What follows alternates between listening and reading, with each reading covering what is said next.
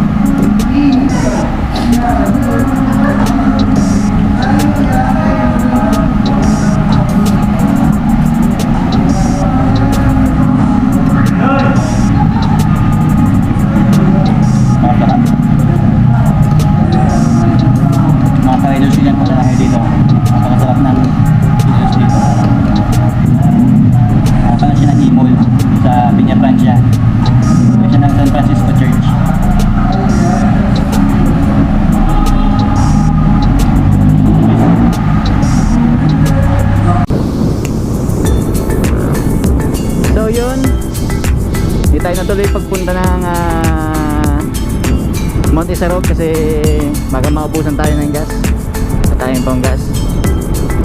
Yan, maraming salamat sa lahat ng mga sumusuporta sa ating YouTube channel.